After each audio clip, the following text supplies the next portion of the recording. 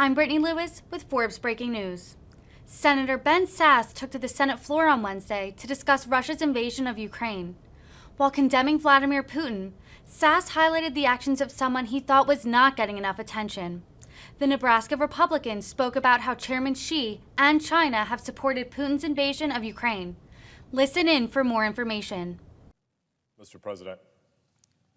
The senator from Nebraska. Are we in a quorum call? We are not. Thank you, Mr. President. Ukraine's struggle against Russia's invasion has reminded Americans that sometimes the world divides into good and evil, into heroes and villains. Not always. There are many fights that are not like that, and we just stupidly talk like it. Debates about marginal tax policy are not good versus evil, heroes versus villains. But sometimes fights are heroes versus villains. Heroes are men and women who love their country and who love their freedom and who want to pass along freedom to the next generation, but they're also people who believe in freedom more broadly. Heroes are people who believe that we're created in the image of God and everyone has inalienable rights. The rights to life, liberty, speech, religion, assembly, protest. These are pre-governmental rights. Governments don't give us these rights. We are endowed by these rights by nature and nature's creator. And heroes recognize this not only about themselves and their own countrymen and women, but about everybody. Zelensky is such a hero. The villains are tyrants. They're people who want to oppress others, who want to hold them down. They want to take freedom from themselves, from their countrymen, but also from their neighbors. They're people who seek power at the expense of the weak. Putin is such a villain. But there's another villain in this drama, a villain that isn't getting nearly enough attention, and that's Chairman Xi, the dictator in China. His Chinese Communist Party has enabled him to do all sorts of oppressive things against men and women in his country. We know what's happening in Xinjiang. There's actually a genocide happening against the Uyghurs in our time. But Xi is doing more than just oppressing people at home. 100 years from now, when the history of the Russian invasion of Ukraine is written, assuming that it isn't written as Chinese propaganda, I'm confident that the public will have a much clearer understanding of the way that Xi and Putin have worked together and have worked together closely. We can't talk here about everything we know in the Intelligence Committee, but I'm confident that when the history is written, the American people and the people of the world will see Xi and Putin as having worked hand in hand, side by side. Americans should understand this today. Chairman Xi is not indifferent about Ukraine. He is on Putin's side, and he has supported Putin's unprovoked war. The situation in Ukraine reminds us of a pretty good rule for 21st century foreign policy, and it is this. The Chinese Communist Party is almost always on the wrong side of freedom and human dignity. The CCP and the United States are in the middle of a global conflict of visions. It is important for us in this chamber not to say the United States and China as if we mean 330 million Americans and 1.4 billion Chinese are locked in a battle. But the United States vision, the American idea, is in conflict with the vision of the Chinese Communist Party and the ways that they want to oppress not just their neighbors, but their own citizens.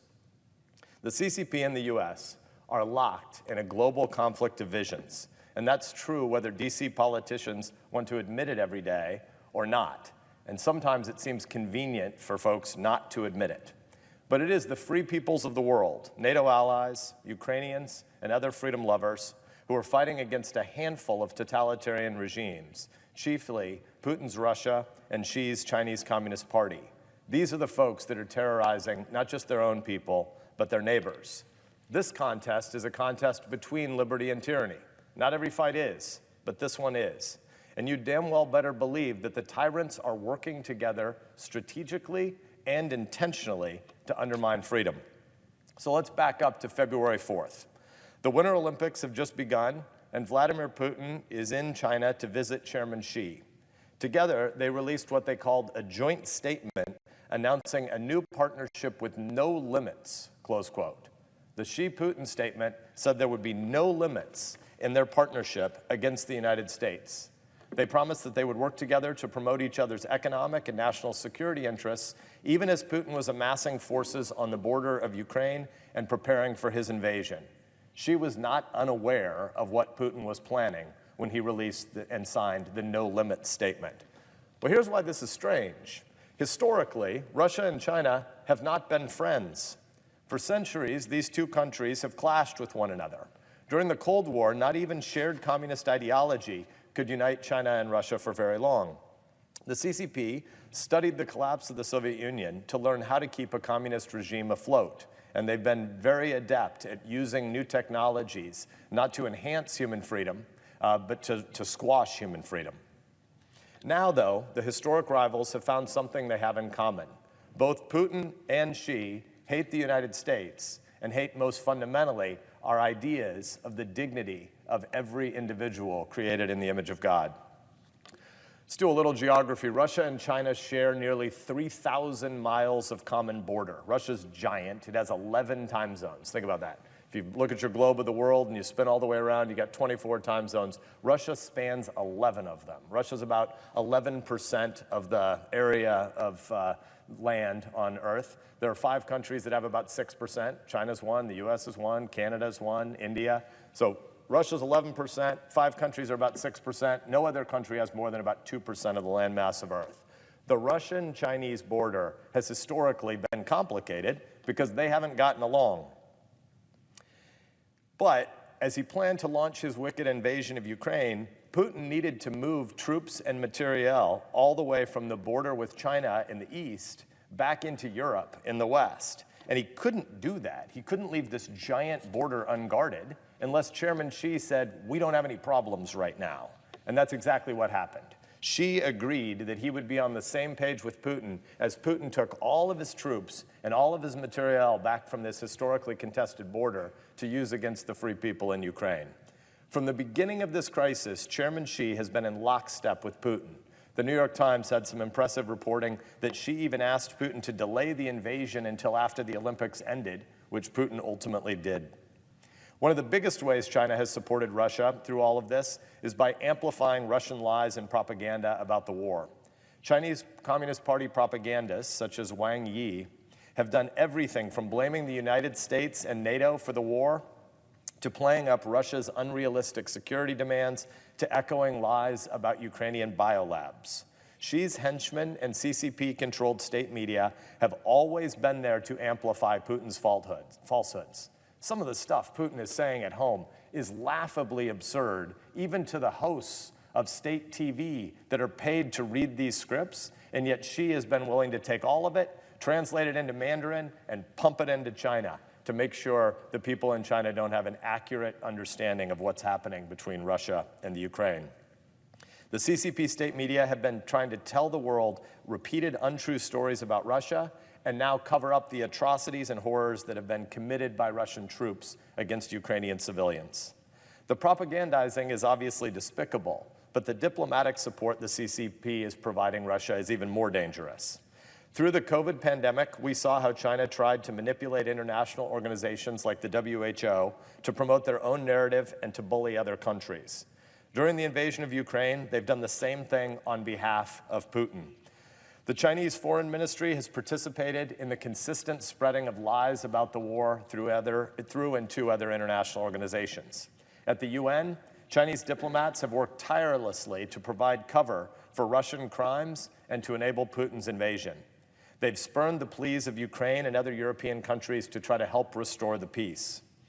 And just a couple weeks ago, China's vice minister met with the Russian ambassador to announce that the regimes will, quote, continue to strengthen strategic coordination with Russia, close quote. Statements like these have become characteristic of the twisted friendship that has developed between these two aggressor nations in what they call their no limits friendship. China has also attempted to bail out Russia and to save their economy from the crippling sanctions that we and our allies have imposed since the beginning of this invasion. As soon as the sanctions were imposed, Chinese banks were looking for workarounds so they could keep doing business with Russia, partly for their own interests, but largely to help stabilize and subsidize Russia. Russian banks issued Chinese Union Pay cards after Visa and MasterCard pulled out of the country, and ordered Chinese currency savings accounts. China was already in the currency manipulation business, but since February, they've been using their talents not just to prop up their own currency, but also to keep the ruble from flaming out. And while other free countries have begun shunning Russia's energy sector, China's state-owned energy companies have continued to conduct what they call normal trading cooperation with Russia, looking for ways to expand and eat up more of the Russian supply. But China hasn't only been supporting Putin indirectly. Chairman Xi has also aided Putin's invasion of Ukraine directly. The Times of London reported at the beginning of April that China launched a massive cyber attack on Kyiv mere days before Putin invaded. Think about that. The Chinese government was involved in a cyber attack against free Ukraine to help Russia. As the Russian army has struggled, Putin has asked Xi for direct military assistance, and Xi is reportedly deliberating about how he can do more, hoping the international community won't notice. We should notice. We should amplify what Xi is doing. He is aiding and abetting Russia's war crimes against civilians. Here's the fact. Putin and Xi are tied at the hip.